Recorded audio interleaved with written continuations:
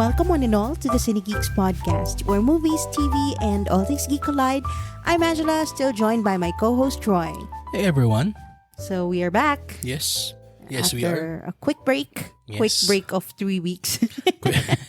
Well, to be fair naman, the time before that, tuloy-tuloy na tayo. So parang medyo running on empty na tayo before we took a quick break. So we're back. We Yay. are back. And Yay. for today's episode, we'll be talking about a film now streaming on Netflix that's inspiring a lot of chatter on and offline. Mm-hmm. And that's the movie Outside, written and directed by Carlo Ledesma, starring Sid Lucero, Beauty Gonzalez, Marco Massa, and Aiden Tyler Patdu. Yes, but before we continue, we would like to remind everyone who hasn't done so to subscribe to our podcast wherever you listen to podcasts, like Spotify, Apple Podcasts, and YouTube. And of course, we are on socials. We are on Instagram, TikTok, Facebook, Threads, Letterboxd, and X, aka Twitter, so you can join in on the fun. Please follow us there. Also, visit our website, www.cinegeekspod.com, for the latest in movie and TV news and reviews. Yes, and if you have questions, suggestions, or feedback, our email address is open, cinegeekspod@gmail.com. And if you want to interact with us, we have a Facebook group called Cinegeeks PHHQ. Just search for it on Facebook and we will accept your invite request. Okay? So without any further ado, let's go ahead and talk about our movie for this episode, Outside.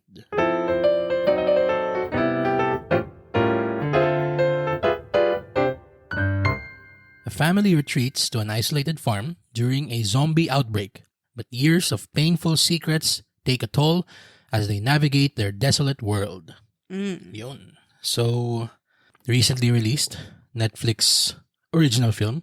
Yeah, pero ang gumawa nito is Black Cap, diba? Yes, exactly. Who has released quality films over this the course of this year. So, nga pala, I just want to shout out real quick to Netflix for inviting us supposedly to the premiere event of this film. However, makwento ko lang. Story time? Story time, yes. Okay. So yung ating alis natin to wherever we went. I think everybody knows. Yes, yeah. Pero yun, kung saan man tayo pumunta, yung araw nun, tag dito, yun yung araw din ng premiere event ng Outside. Same day ba? Same Second day. day? Parang second day ako, ganun. So, nung unang nakuha yung email na invite, syempre, kasi nakita ko na kung yung logline ng scene. So, excited ako. Excited ako talaga eh. So, umuo ako agad. And then, a few minutes after kung masend yung ating email reply na, yes, we'll go. Then, na-realize ko, oh shit, nasa na pala tayo. Wala pala tayo dito. So, we want to also thank our good friend, Leo, aka Movie Review PH, aka Highlight MNL, for covering for us doon sa event and providing great coverage as well. Yes. Yun. So, simulan na natin. Ange, what did you think of Netflix and Black Cap Pictures' Outside? Yon. So, a lot has been said about this movie. Especially during our break. Talagang grabe yung conversations about this. Pero ako, as a fan of the zombie genre in general, series and movies, this felt so familiar kasi it is giving me Walking Dead talaga. Through and through. Umpisa pa lang. I mean, the character of Sid Lucero is obviously Rick Grimes. Yes. Tapos yung, even the family unit, it's Coral. Tapos yung wife, Beauty Gonzalez, is Lori. So that means the youngest daughter. May Judith na. May Judith na kaagad. Pero ayoko naman siya sabihin na straight up aping Walking Dead lang siya. Kasi it's doing its own thing din naman. Siguro para siyang,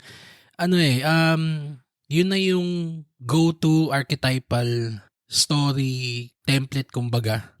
Kung gusto mong ang atake mo sa isang zombie movie is not Train to Busan, na talagang thrills and chills. Kung gusto mo siyang maging parang examination of the human condition, early seasons Walking Dead, hindi yung kung kailan biglang nagnigan of the rails na yun. Actually, ang ganda na sinabi mo na an examination of the human condition, because it is not really about the zombies but more so about the humans in the outbreak. and yun yung yun yung beauty ng Walking Dead eh. It doesn't ever concentrate on the zombie outbreak. Yes. And the story of the zombies, and it's not parang hindi siya palaging about the chase of the zombies na, the zombies gonna eat your brain, ganyan. Hindi naman. Hindi. Pero it's more about the relationships of the survivors while navigating this post-apocalyptic world. And, the pressures and the problems that arises from this very unique situation. Mm-hmm. So, yun yung na-capture nung Outside for me. Okay. Pero, ang kinaganda niya, it's in a local setting. It's very contextualized to the Filipino condition and our Filipino morals. Kasi, I can also compare this to A Quiet Place. Pwede Kasi because of their isolation. Mm-hmm. And, pwede kang i-drive to either survivalist mode or insanity. If you are put in that same spot, diba? Mm-hmm. Yun. So, Walking Dead feels through and through. What about you? Wala ko naman. Gusto ko lang i-point out na Sid Lucero is having quite the year. Talagang, I mean, I've heard from either you or from our sinihan buddies na merong parang may drama sa TV. Si Sid Lucero ngayon na successful. Like a teleserye? Like a teleserye. Okay. I'm not really familiar. Okay? But as far as the films that he has been in this year, that we've seen that are concerned, he is 2 for 2 in the sense that he has knocked this performance out of the park like he did back in August for An Errand. It's not just the kind of acting na parang pagsabing zombie tas Walking Dead parang dapat lagi drama intense. Hindi, para siyang kung yun nilagay mo yung character ni Sid sa An Errand dito sa zombie outbreak. Yung ganun pa rin siya ka introspective na nasa loob yung kulo. Yung ganon. Na, and again, we're not going to delve into much spoilers kasi if you haven't seen this yet, we want you to experience it fresh. Pero there are twists and turns in the story that aren't necessarily driven by excitement but by the complications that arise based off of the very, very weird situation that they are in. Kumbaga. I agree. Just to add to what you just said, it's not firing on all cylinders. Mas more so siya na parang you are a frog slowly boiling in water. Not necessarily, I don't think, not necessarily parang not firing on all cylinders. Parang hindi siya high octane. Yun, okay. I guess yun yung term na sasabi mo, you're looking for. Okay. Yun, hindi siya parang sobrang, parang Train to Busan, for the lack of a better term. Hindi siya ganun ka. World War Z. Hindi siya parang World War Z. Yun nga yung sad about it eh. Kasi I'm trying to understand why people seem to not like it. Some people, hindi naman lahat. Pero dahil dun sa mga movies like Train to Busan and yung World War Z, parang nare-reduce na lang yung zombie genre into that. Parang tungkol na lang sa zombies. Pero there are properties like Walking Dead and even Train to Busan, talagang dinevelop yung story ni Gong Yoo dun. 'Di ba? It's what made it very memorable was the story of the humans. Hindi naman yung talagang zombies talaga. Parang pwede namang may layers yung zombie movie. True. That is very, very true. Hindi ko alam kung dahil ba sa sobrang ADHD na nung panahon natin ngayon, our attention spans can't handle media that lasts beyond 30 seconds. Na our brains crave that instant parang dopamine kick from seeing something new every 30 seconds. Na we can't just slow down and watch a story, an actual story unfold in front of us. Kailangan lagi merong source of excitement. Kailangan lagi merong masaswipe up ka. Kailangan merong masaswipe right na kahit kung ano. Nakakabanas makakita ng ganong klaseng discourse online. Kasi, again, we want to foster a wide-ranging conversation about movies. Yeah. Hindi tayo gatekeep. That's the last thing we want to do, and we hate gatekeepers. We want to condemn them to hell. Okay? But we also hate bad faith actors and disingenuous commenters. Yung mga tao magsasabi lang, mema lang, para lang mangontra. Yung mga contrarian lang just for the sake na merong, because it's cool. I don't know how the kids think these days. Na parang just because someone or an established thing has been said na it's a good thing for the longest time, and then suddenly amplified yung boses ng mga nasa generation na to na biglang magsasabi sila na hindi, pangit yan. Kasi ganun yung nangyayari ngayon eh. Yung discourse about this movie na parang it's suddenly a bad movie because it's not exciting. Not every movie is supposed to be exciting. Yeah. I mean, was Oppenheimer exciting? I mean, yeah, it's a Nolan film. Pero ang daming usap doon. Ang dami ring... Yun. Alam mo yon, it's a slow burn film. True. 3 years Hindi pa. siya instant gratification Exactly. type of entertainment or storytelling. Di ba? Tapos ano ba bang mga ano? Tsaka ito pa, may isa pa akong napapansing isa pang parang common thread when this film is being talked about online. Parang in connection to the disingenuous people and bad faith actors mouthing off about this film, kahit anong gawing Pilipino na sine, pangit kaagad para sa kanila. I mean, that's a conversation na sobrang bigat. Kadami-daming mga bata ngayon na basta pag sinabi mong Filipino film, hindi man lang bibigyan ng chance yung sine. Bakit? Kasi it's Filipino. And again, we understand. We don't say this na parang, we're just dismissing their, yung kung saan nanggagaling. Yung sentiment nila. Kasi, believe it or not, we used to have that. Yeah. In fact, we'd be the first one to join you. Pero, ang ginawa natin, nilawakan natin yung pag-intindi natin. Nilawakan natin yung pag-understand ng iba-ibang uri ng art. Iba-ibang levels. Merong high art, merong pop art. May ganun. Hindi siya, pag sinabing sine, hindi lang lagi Hollywood. Because believe it or not, Hollywood has been putting out trash for 60% of the year. Sobrang konti lang ng magandang Hollywood this year. Actually. And ang karamihan, feeling ko at the end of our, yung year-end list natin na top 10, feeling ko kalahati doon Pilipino. I mean, oo, nagiging common naman yan eh. Parang it's become cool to hate on Filipino films. Our own. Oo. Our own thing, our own creations. Which is sad kasi yun nga eh, parang you are limiting yourself actually. True. You are limiting yourself from consuming very good content, 'di ba? Very good films and TV shows and ito katulad nito napakaganda ng pagkakasulat pero napakaganda ng pagkakalente.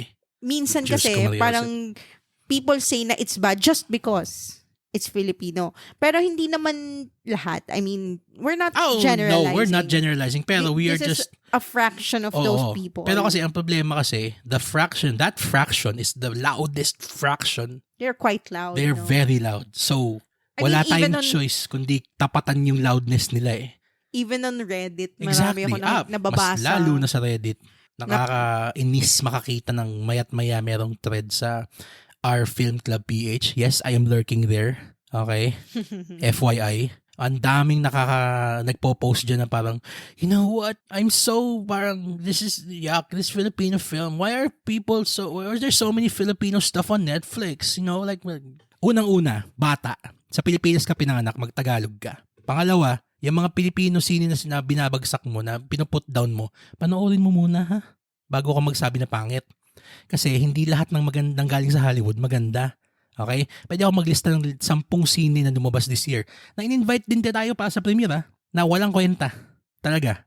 We can go offline and say na, yeah, we had fun, but they were trash. Pero I can also say na there are Filipino films na we got invited to with a very, very small crowd. As in talagang sobrang parang naghagila pa sila ng taong ma-invite. And those were some of the best films we saw this year. True. Real life fiction.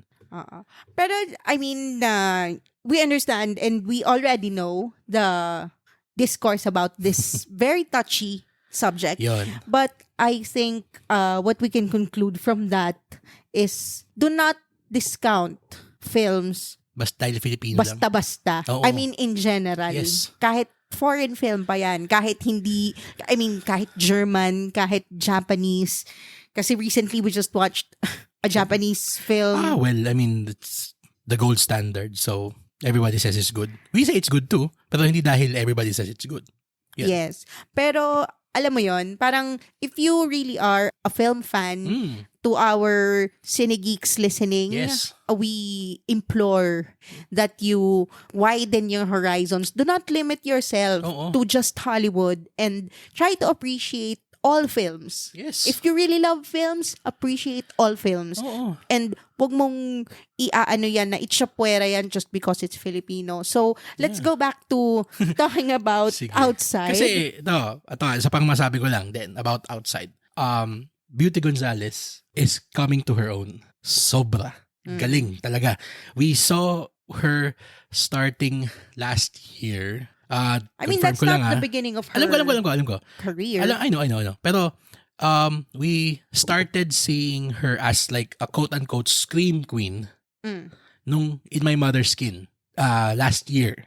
Yeah. Yon. Ngayon, again, the film itself, one of the more unfairly derided films just because it's Filipino and tried to do something new. Pero, for the limited screen time that Beauty had doon sa film, sobrang galing niya. Now, nagkaroon pa siya ng isa pa na horror, which is yung Kampon. Last year din. Yes. I know. What did you feel about that film?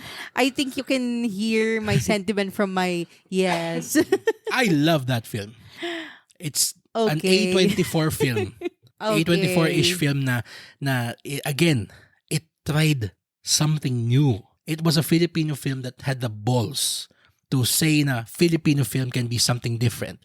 Now, was the execution and the ending of the entire thing or yung full product niya, was it good? Yung Kampon? That's debatable. Pero at least nag-try siya. Ngayon dito sa Outside, para siyang I like her better here. Oo naman, nagbang klase.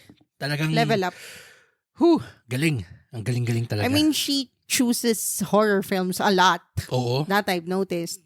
No? Ang galing. Kudos to you, Beauty, for the film choices that you have. Kasi talagang we can't wait to see the next horror film that you decide to star in. Again, just going back, mabilis lang kay Sid Lucero. Yung performance niya dito, kung meron lang tayong Oscars or Academy Awards na Filipino talaga. Don't we have? Alin dun? Orian, FAMAS, MMFF, which one is it? Yun na nga, even our own Film Academy isn't parang unified. Ang dami-daming iba-iba. Oo. Pero kung meron tayong Filipino Film Academy, dalawa na yung sine ni Sid na nominated siya for Best Actor. The Cinegeeks Awards. Okay, yun. Watch out for that. Magkakaroon tayo nun. Year-end. Oo. Pero yung mga kids naman, si Marco Masa at saka si Aiden Tyler Patdu, you'd be remiss if sabihin mo na parang kukuha na naman sila ng bata na parang yung winner-shop na OA masyado. Yung parang nagre-recitation. Recitation, oo.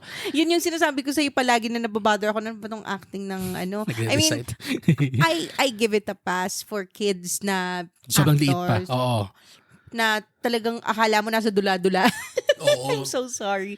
Pero okay nga lang sa akin kasi naiintindihan ko yun, bata yun eh. Pero ibang klaseng direction kasi if you want a child actor to act in a very natural, parang no acting way. Mm-hmm. Parang you'd have to really, direct them well. Talagang the direction and the writing of Carlo Ledesma is world class. If I may start pulling out hyperboles na. And also, yung, just to add to the writing, gusto ko yung the way he wrote the dialogue. Kasi napaka natural, napaka free-flowing, that's how people sound. Sorry, masabi ko lang. We also saw another film recently. Ito naman, sige, for those Filipino film haters, I'll give you ammunition. Hindi naman lahat maganda. Okay? Meron tayong napanood na scene recently, Filipino film, na ang constant refrain natin habang pinapanood natin, hindi ganyan mag-uusap ng mga tao. Yeah. Nobody talks like that. Well. And yung film na to, itong Outside, again, to your point, sabi mo kanina, Carlos' writing is sublime. Yung talagang, this is how people talk.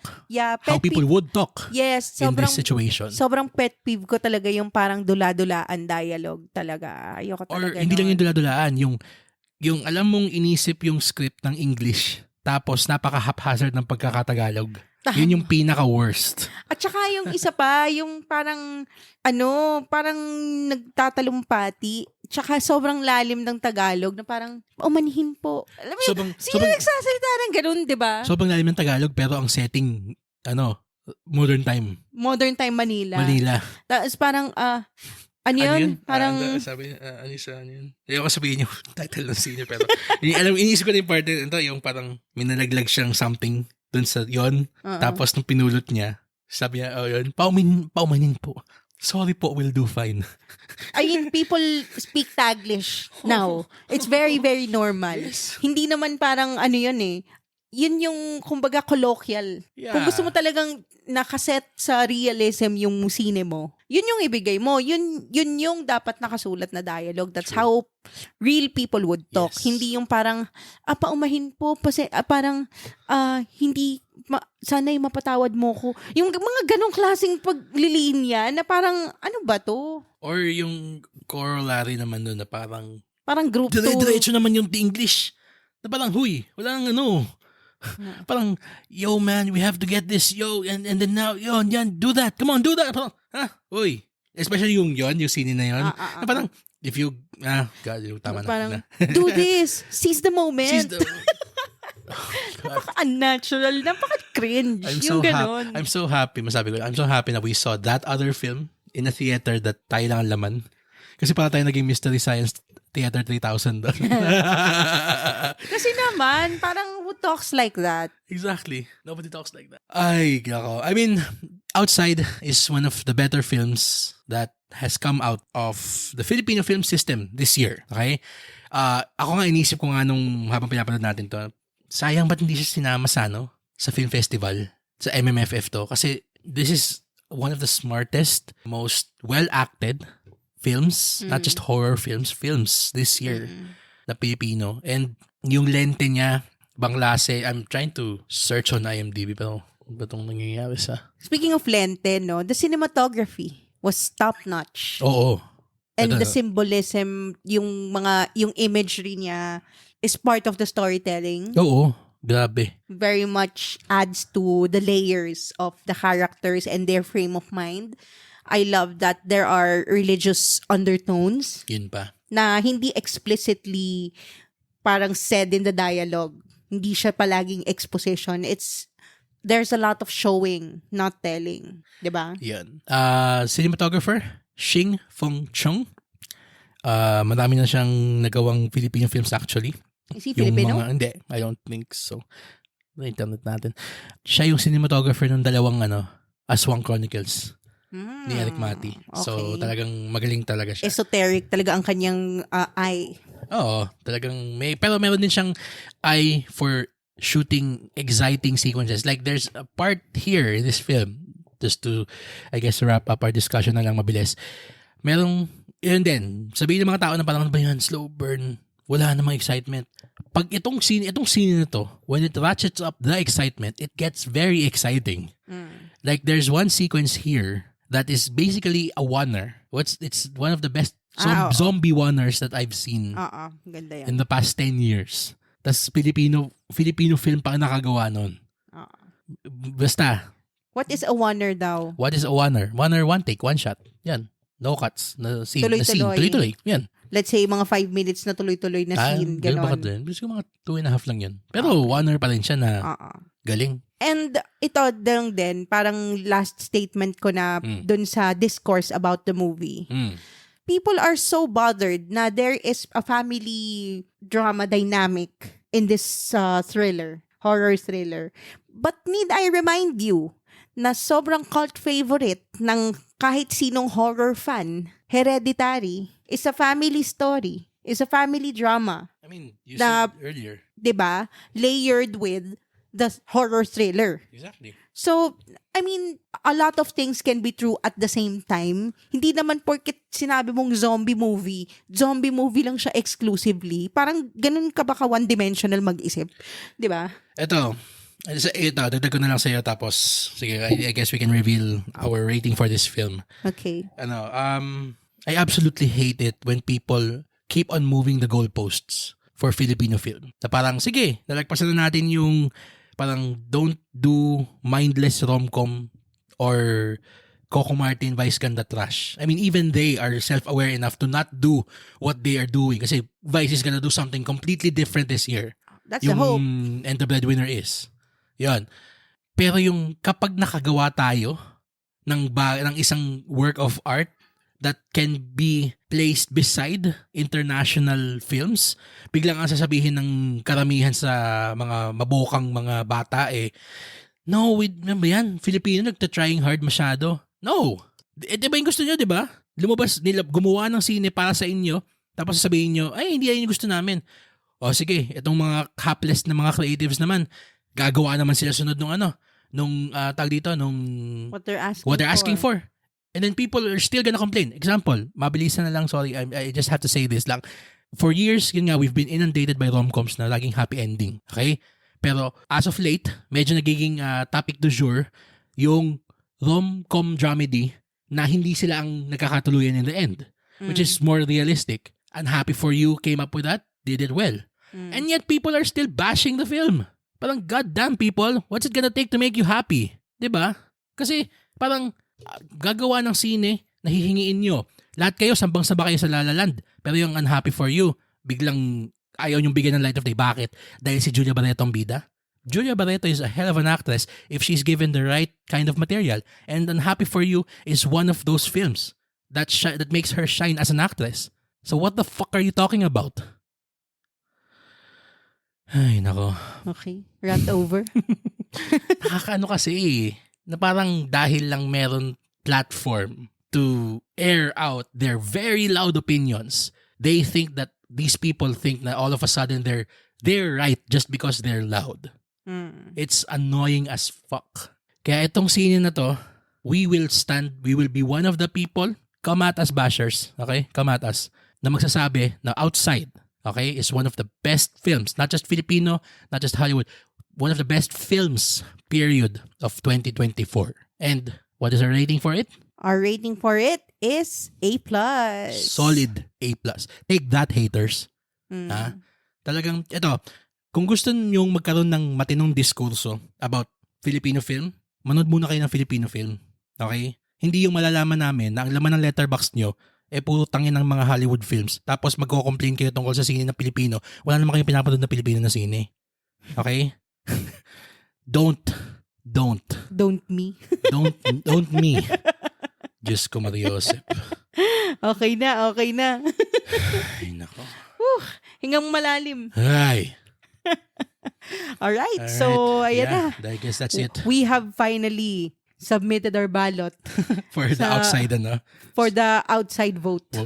Yes. Oo. Kasi grabe talaga. I mean, we were over there, the other side of the, of the South China Sea. The sea. Of the sea.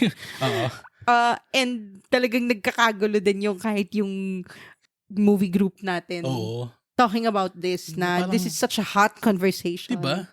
And we were a bit late. True. In joining this convo. Pero I'm so glad we are in this convo now. It's a good problem to have if you have good movies to talk about. True. All right. I guess that's it for our episode talking about Outside. If you have seen the film, please tell us what you thought about it. And I'll tell you, joke lang. Comment on our social media accounts or down below on our Spotify episode page what you thought about it. We'd love to hear from you. And of course... So, threatening ba yung tone ko masyado? Medj. A little bit. Slight. Okay. Huwag silang takutin. Grabe. Sasabihin ko pa naman, don't forget to set your players to automatically download our new episodes. Tapos nang threaten ka. Okay. Well, sige, don't forget to set your players to automatically download our new episodes so you don't miss out on our fun Cinegeek conversations. Or joke lang. Okay. And while you're at it, give us a 5-star rating. Give us a 5-star rating kung tinamaan kayo. Sa sinabi namin kanina. Di joke lang. Shucks, kinabahan joke, ako. not joke. Not joke. Anyways. Ayun, 5 stars kung may natutunan kayo. Nagustuhan niyo yung episode namin ngayon. Yeah. As always, the studio and distributor of the film weren't given any creative control or editorial approval of this episode. They are hearing our review for the first time, same as you are.